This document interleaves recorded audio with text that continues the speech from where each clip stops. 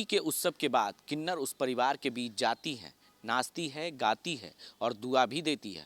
उसके बदले में उन्हें रकम भी मिलती है। कभी कभी तो ऐसा होता है कि उन्हें मुंह मांगी रकम भी मिल जाती है। आपको बता दें कि किन्नरों को पता था कि हाल के दिनों में ही शिक्षा मंत्री विजय कुमार चौधरी के घर उनकी बेटी की शादी धूमधाम से हुई है। इस मौके की नज़ाकत देखते हुए मंत्री के आवास पर पहुंचे, मगर 2-3 बार आने जाने के बावजूद भी आवाज से यह कहकर टाल दिया जाता था कि घर में ना तो वर है और ना ही वधू है, और बाद में आने को कहा जाता है। इस बार तो किन्नरों का समूह मंत्री जी के आवास पर पहुंचा और जिद पर अड़ गया और रकम लेकर जाने की बात कही।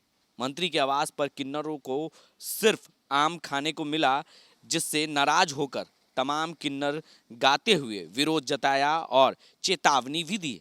बिहार में ही नहीं, पूरे देश में किन्नरों की समूह आएंगे और मंत्री जी का आवास का घेराव करेंगे। यानी कह सकते हैं किन्नरों का जमावड़ा जो है आज शिक्षा मंत्री के आवास पर देखने को मिला।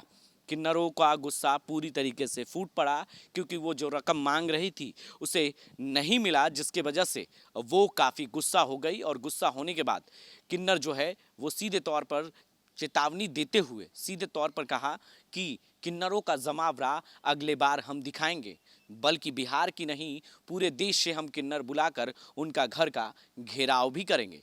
क्योंकि हाल के दिनों में ही शिक्षा मंत्री के बेटे की शादी बड़ी धूमधाम से हुई है।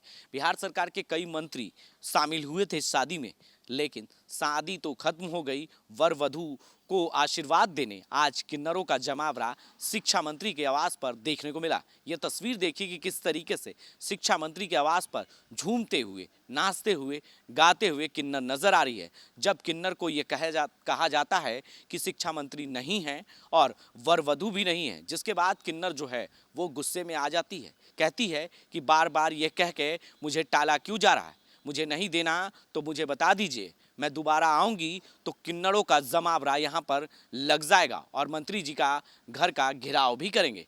आगे की अपडेट्स के लिए आप बने रहे 10 न्यूज़ के साथ और देखते रहें 10 न्यूज़।